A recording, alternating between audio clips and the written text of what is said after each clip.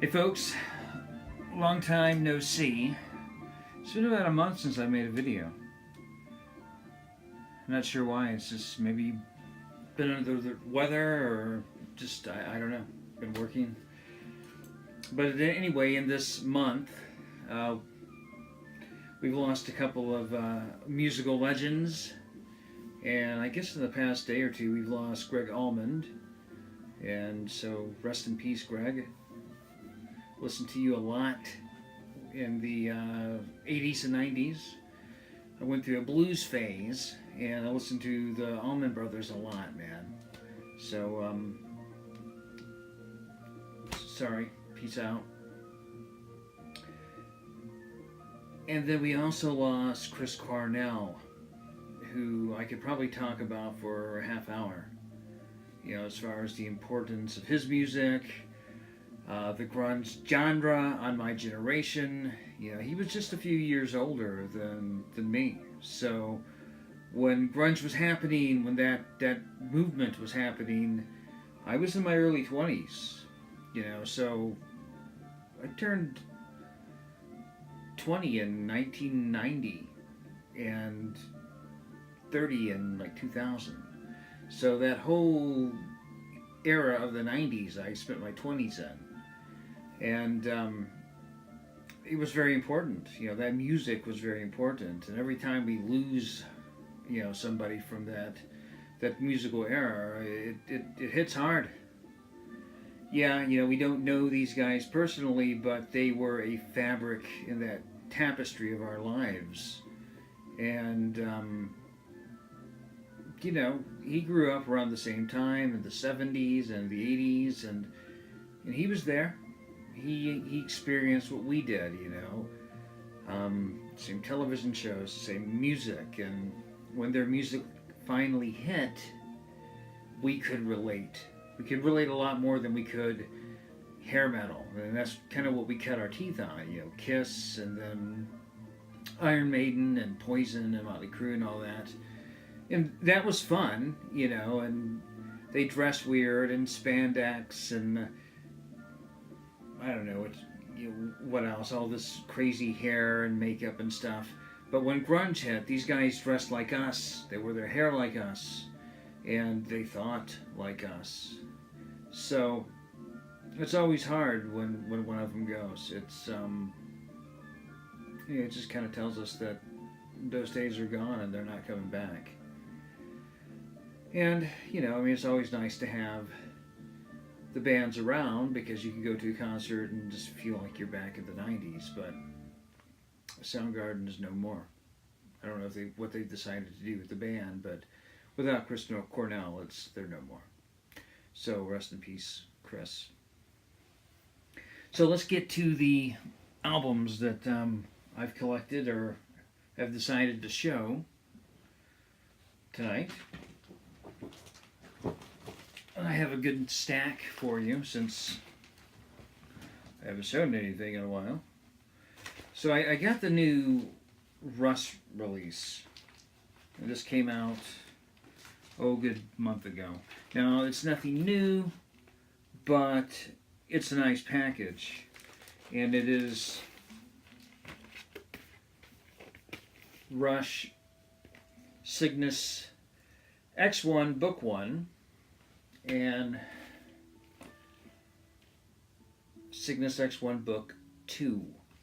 So, what this is it's two songs, you know, one on each song. It's basically an EP, a little under a half hour. And the first song is 10 minutes long, and it came off of Farewell to Kings. It's the last song on Farewell to Kings, so side 2, last song. And the second song is the first song on Hemispheres. So they kind of connect the albums. So it's a little story that's being told that kind of connects the albums, which is kind of cool. It's a very Rush-like thing. It's that progressive thing that Rush did, and it made them so special. Basically, it's a story of a weary explorer that was exploring space in his spaceship, the Rocinante. And he went to explore a black hole. And he felt like there was something on the other side of that black hole. So it's a nice, there's the black hole right there, in only Rush fashion. And, it's a cork. And they went to see it, see what was going on the other side, and the ship was ultimately destroyed. But the song is, it's all types of cool themes and music and bass lines and Neil Peart's lyrics. But ultimately, that's what it is. But, this is some of the artwork that you find inside. And you do see a precursor of what is on the other side of the black hole, which is a world called Olympus. So our weary traveler really is not destroyed. He does make it through the black hole. So when you make it to the song Hemispheres, which is on the album Hemispheres, you get a whole new song, you get a whole new world. And you get the world Olympus, and you've got two different factions. You've got Apollo, which is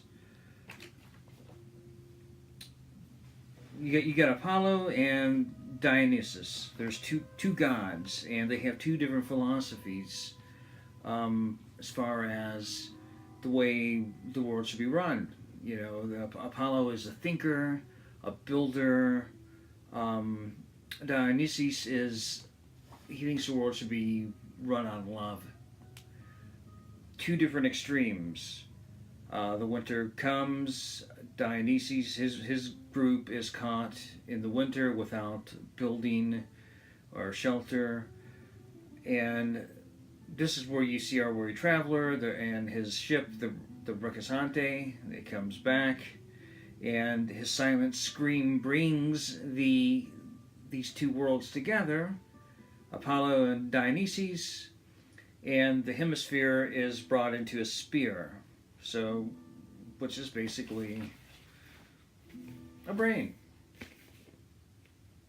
So the brain thinks together, the love and logic, and that is the story of Cygnus. And they actually give the weary traveler a name. They proclaim him a god, and they call him Cygnus. So that's the story of these two songs, and it makes a great package. The artwork. You got your little black hole, you got your hemispheres. There's flies on here. I'm guessing, the weary traveler, your explorer would be the fly on the wall that's witnessing all these. So I really enjoyed this. It's nothing new. I don't know if they even remastered it. But if you get a chance, it's fun for the collection. You have both those songs, and the story is together now. So, number 2, Funkadelic. Now this is a reissue. This came out in 1970. I think this is a 1973 reissue, so it's still quite old. And it's Free Your Mind and Your Ass Will Follow in typical Funkadelic style. So on this side, your mind is free, and here is your ass. Free Your Mind and Your Ass Will Follow. It's a 10-minute long epic song, and it's all good. It's all funky. This is early Funkadelic. It's before they got a little bit weirder, but it's still really good. Funky Dollar Bill. I'm sure most of you have heard that one.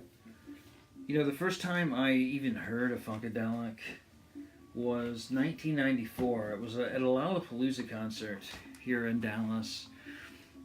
And it was George. What the hell was it? What was it? Bill George Clinton in Parliament, I think. I didn't know who George Clinton was, man. I thought it was just somebody lame. And you know, as musically educated as I like to think of myself, I just didn't know. And to me, that was time to go get some beer. But I did wait a little bit, and they came on stage, and it was all these black dudes in wedding dresses playing guitars. And I was like, what the fuck? And I couldn't go get beer. I had to watch. I went to the front of the stage, and that was hooked. I mean, I got the funk right there on the spot. They were amazing.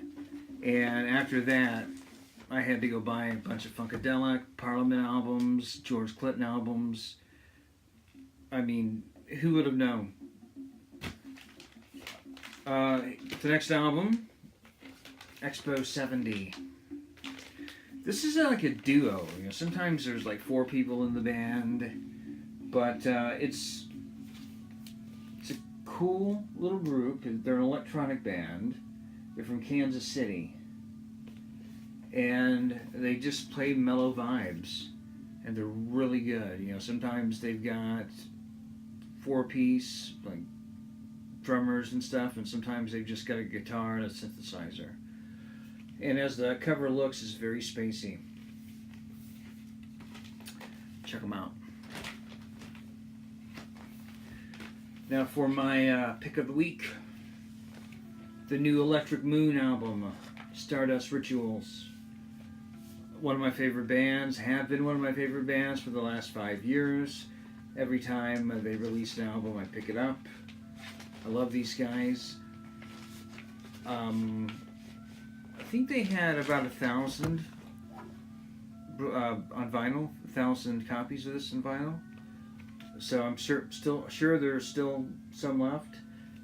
I would go pick some up if I were you. They're really good. They're beautiful. Let's see what we got.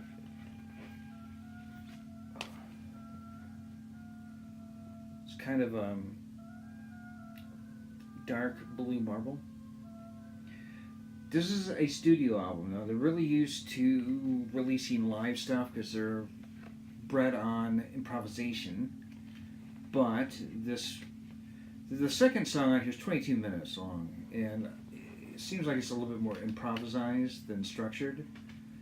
But the other 3 songs on side 1 do seem a little less improvised and have a little bit more structure to them. It's brilliant. It is space rock. It is cosmic music. If you like krautrock, you know, like from the 70s, the early 70s, what are you waiting for? I mean, they're still making it today. You know, I know everybody likes Can and Amon Düül and Ash Rock Temple, but great krautrock is still being made, and it's being made right under our noses. So Electric Moon, start there. This one I know has been shown quite a bit, and it is the Ecstatic Music of Alice Coltrane. Now, you've probably seen a lot of people show this. But I've been an Alice Coltrane fan for quite a few years.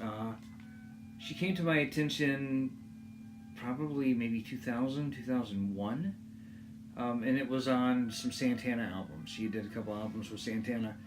And I did not really know her history, but I started seeing some of her records pop up, her solo albums, and I started picking them up, and they were very spiritual, very cosmic. And I just fell in love with her. And if you watch my channel, you know that I love Alice Coltrane. Now, she's the wife of John, but to me, I'm more of a fan of Alice than I am John. Now, this album here, back in '83, she created her own ashram, which is like a little commune, like right outside of Los Angeles.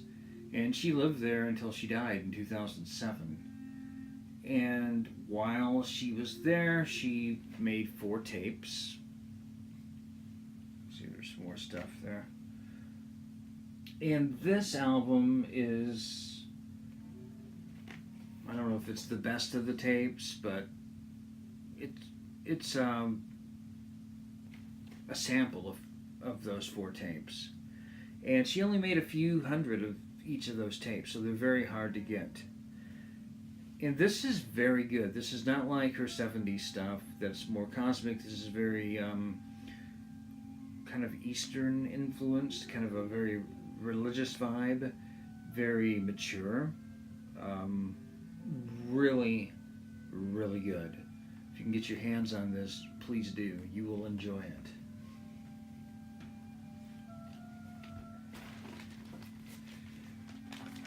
Matthew Bourne. This guy got, he's a kind of a classical pianist, and he got his hands on a memory Moog and made an album out of it. So it's an electronic album made on one of the hardest pieces of electronic equipment to make music on.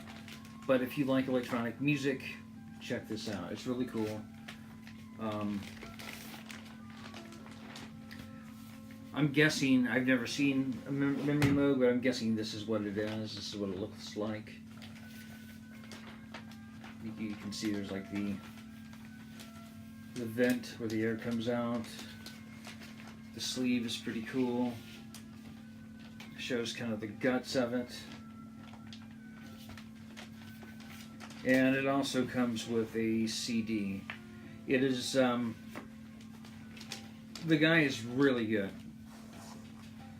It's not an easy instrument to play. And it's very, it doesn't flow, you know. It's like a, kind of a modular type of instrument. So it comes across that way, but when you listen to it, you can get into it, and you can just tell how talented he is. So I highly recommend this album. Go on YouTube, listen to it, see what you think. Now, Flaming Lips put out a album earlier this year. They put out Oxymelody, all right, and I have it. I've got it right here. I've showed it earlier. I kind of gave it a not so warm, kind of a lukewarm review. But back in April, they put out another one, and it was kind of a live version of Oxymelody. It's called On Board the International Space Station, Concert for Peace. And this is better. This is, it's a little bit more organic. This is the exact same songs, but it's live. You know, there's an introduction by an Indian man, an Indian voice. The context is like it's off-world. You are up in space, so you have a little bit more context of where you are, where the songs fit in. There's a little less electronics, because I think they went overboard on it. That's just me. The songs are really good, but they kind of just, I don't know, man. They just kind of flanched it out too much on the original. And on this one, it just sounds better. It sounds more organic. There's more context to it. It's the same, it's just one album, 7 songs. The same orange vinyl as the orange vinyl on the original. Miley Cyrus is on this one as well. And I know that some folks don't dig Miley, but you know, she's okay. Anybody who hangs out with the Flaming Lips and as weird as they are, I'm cool with. And it also made me revisit the original album, Oxymelody, and I've warmed up to it a little bit more. I actually like it. I mean, there's several songs on there that I dismissed that I really like. So, I don't know. I mean, I'm listening to it more. Maybe it'll end up on one of my top 10 lists. I'm not sure. At this point, I don't know. There's a lot of good albums coming out this year. But I recommend this one. At least try to look up some songs on YouTube and see what you think.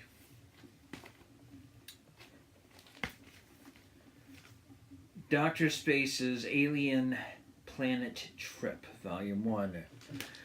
Dr. Space is a keyboard player in a band called the Orison Space Collective. They are very, very prolific. They've got like 20 something albums out. This is some of his solo work, and it's all keyboards, and there's some guitars and stuff in it. And it's okay. It's, it's, you can kind of tell his limited capacity as a keyboard player. He's really good at what he does, but he doesn't soar like, let's say, Matthew Bourne that I just showed. He how do I say this? He's good at a certain field, but he's limited. And it's space rock, and it's, I would say, improvised. Maybe there's some writing there, but he's very limited. This album is good, but it probably won't get a lot of listens from me. I don't know what it is. I can't put my finger on it. It just doesn't go where it could go. It's too maybe hyperactive. Where he could really go mellow and make this a beautiful piece, but it's a little just too wild. I don't know. But otherwise, I really do like him. I'm a fan of the Orison Space Collective, and I will always support the guy. I just being honest, It comes with a cool poster that he signed. There we are, Dr. Space, right there.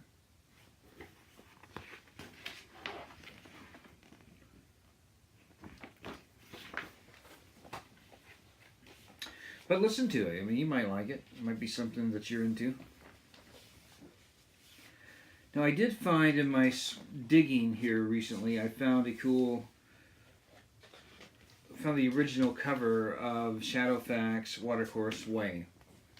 And Shadowfax, I think this is 76? This was their first album. It's a progressive jazz fusion album. And it's very good. They went new age later on. And some of their albums just, but this one is good. It's worth seeking out. It's all instrumental, very good. This is there. Now I bought Watercourse Way before a couple of years ago, and this was their album cover. It's okay. Very new agey, because that's the course that they went. But when I found this one, and I had been looking for a nice copy of this for a while, this is a cool cover. So I would seek it out if I were you. And I figured since I had this one out, I would just show another Shadowfax album that I had. The cover's pretty cool. It's new age. It doesn't get played a lot. And I got two more. Jacob Scott from the band Cause Sui. That band is really cool.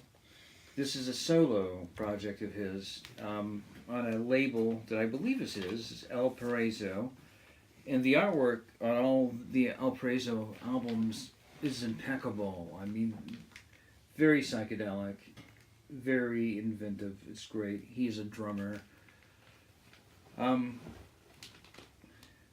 But on this particular album, I know he's a drummer, and that's what I should expect, right? Just drumming. But it's kind of drum heavy. And correct me if I'm wrong in thinking this, but it's just maybe too much drumming. It's like he laid down a bunch of drum tracks and then put some synthesizers over the top of it and called it a day. I do listen to it. It's okay. It is unique. It's better than a lot of the stuff out there. But I think, the guy has a lot of talent, and he could go far. He could be a lot better than he is. Maybe this just isn't where I should have started. And I show you this because I want to show you the next one, who's also a drummer and made a brilliant album. But and I'm not knocking Jacob Scott. Maybe I need to explore him a little bit more.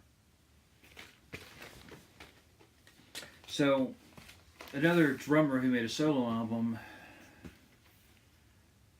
Billy Cobham, Spectrum. Now this, he drums his ass off, but he lets the band flow with him. He gives them space to play. And in many parts, I mean, the guitar player is just jamming, and the synthesizer is just going full bore. And sometimes Billy's in the background. But as a band leader, he lets his band breathe. And he came up with what many people believe is maybe one of the top 10 fusion albums of all times. I mean, this always comes up on like top 10 lists. And he's a drummer. It's not drum heavy. So when I was listening to Jacob Scott, I was like, ah. So I had to bring this one out again and listen to it and just get a good feel of how it's done. Maybe Jacob just didn't have that in mind. Maybe he just had his own thing going. And to be honest, I didn't even read who all. Maybe Jacob played all the instruments on it. I don't know. Anyway, that is it for the week. I hope it finds you well and healthy. And we will see you next time. Keep spinning those records, and we will catch you on the flip side.